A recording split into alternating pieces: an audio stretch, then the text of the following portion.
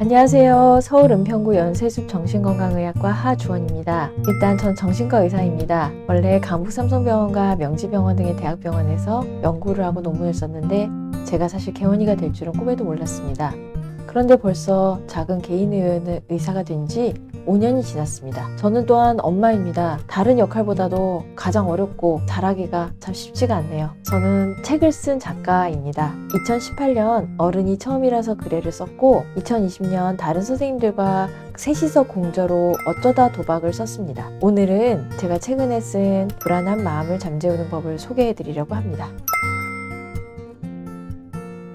불안한 마음을 잠재우는 법은 불안한 마음을 죽이는 법이 아닙니다. 만약에 불안을 완전히 죽일 수 있다면 우리 삶에 불안이 없이 산다는 것인데요. 그것은 불가능하다는 것을 알기 때문에 불안한 마음을 잠재우는 법이라고 했습니다. 불안은 잠재우더라도 또 다시 깨어났다가 또 잠이 들었다가 하면서 우리 삶에 함께할 것입니다. 하지만 불안은 불행이 아닙니다. 불안을 없애는 것이 아니라 더불어 살면서도 잘 살 수 있는 방법을 제시하는 책입니다.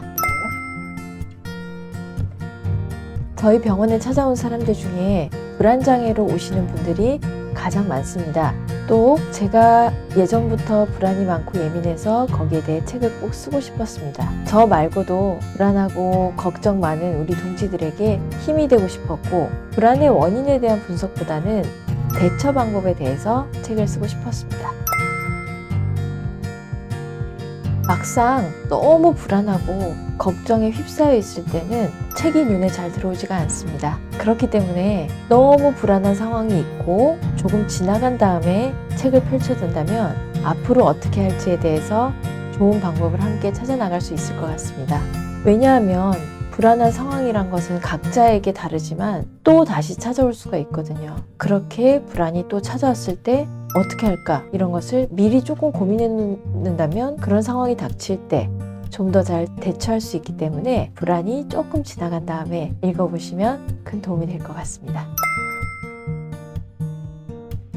환자분들께 도움이 되려고 불안에 대한 책을 쓰기 시작을 했는데 저 역시 책을 제대로 다 쓰지 못할까봐 오히려 불안했습니다. 책이라는 것은 읽을 때 즐겁지만 쓰면서 즐거운 것이 아니더라고요. 집필하면서 보람이 있었다. 사실 그런 순간은 거의 없었고 책을 다 쓴 후에 누군가가 그것을 읽어주고 도움을 받았다는 이야기를 들으면 그때 이제 보람이 생기는 것 같습니다. 책을 쓰는 것은 고통스러운 일이라고 생각을 하고 앞으로도 아마 고통스럽지 않을까 그런 생각을 합니다. 책을 좋아하는 분들이 비방을 하거나 악성 댓글 등 나쁘게 후기를 남겨주시는 분들은 거의 없더라고요. 그것보다도 사실 환자분들이 해주시는 말씀이 오히려 솔직한 얘기가 아니었을까 싶어요. 그래도 첫 번째 책보다 좀 낫다. 이번엔 조금 더 잘 될 것 같다고 하셨고 오히려 책이 잘 팔려서 유명해져서 병원이 붐비고 환자분들이 대기 시간이 길어지고 상담 시간이 짧아질까봐 걱정을 하시는 분들도 많았습니다. 이렇게 바쁠 텐데 어떻게 책을 썼냐고 많이들 말씀하셨는데요. 저는 작가로서는 아직 시작 단계라고 생각을 하기 때문에 작가로서의 숙명과 의사로서 오래된 경력, 거기로서 오는 소명을 별도라고 생각하고 책을 썼습니다. 하루도 빠지지 않고 작은 분량이라도 책을 써 나가기 위해서 많은 노력을 했습니다. 책 한 권을 쓰려면 몇십 배의 책을 읽어야 하더라고요. 그래서 전에 읽었던 책들도 다시 다 읽었습니다. 그런데 불안에 대한 대표적인 책인 알랭드 보통의 불안과 조지프 루드의 불안은 불안의 원리에 대해서 분석한 것이라서 제가 쓰고 싶은 방향과 일치하지는 않았습니다. 불안에 대해 이런 직접적인 책보다는 자기계발서에 나오는 전략들을 불안과 연관지어서 고민해 보았습니다. 평소 제가 좋아하는 작가인 롤프 도벨리, 로버트 그린 등의 책이 도움이 되었고 불안이 우리 삶에서 어떤 의미를 갖는지 궁금해서 진화심리학에 대한 책도 많이 보게 되었는데 그것이 오히려 고민이 되었습니다. 또 교정하는 과정에서는 문학작품을 읽으며 좋은 문장을 몸에 통과시켜서 문체를 순화하려고 애를 썼습니다.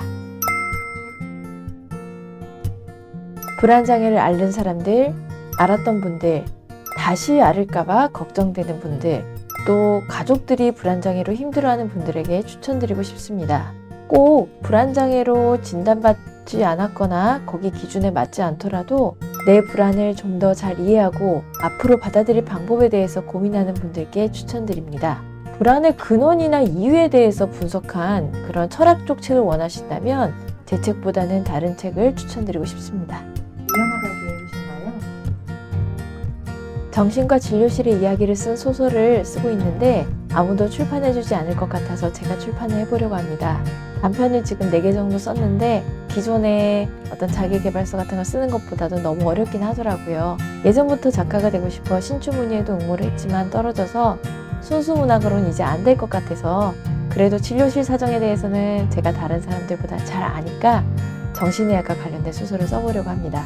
이런 심리서는 소설을 완성할 때까지는 당분간 쓸 계획이 없고요. 출판사에서 연락이 많이 오지만 제가 엄마로서 부족한 점이 너무 많아서 육아에 관련된 것은 거절하고 있습니다. 물론 아이들 교육에 도움이 되는 책을 쓰고 싶다는 생각은 하고 있습니다. 예를 들면 초등학생을 위해서 뇌과학 같은 것을 가르치는 그런 책들이요. 애들이 유튜브를 같이 좀 하자고 해서 매주 회의 중인데 멤버들 간에 분열이 일어나고 있어서 진행은 잘 되고 있지 않습니다.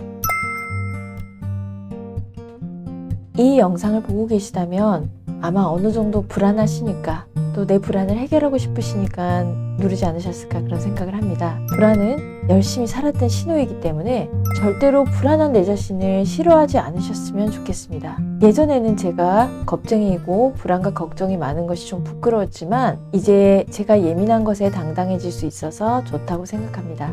불안은 하나의 에너지입니다. 불안한 사람들이라고 불행한 것도 아닙니다. 불안으로 인해서 다른 사람과의 관계를 더 잘 맺을 수도 있고 오히려 더 행복하고 즐거운 일들이 생길 수도 있습니다. 그러니 불안해한다고 해서 자기 자신을 싫어하지 말고 사랑해 주셨으면 좋겠습니다. 지금까지 불안을 잠재우는 법의 저자 하주원이었습니다. 감사합니다.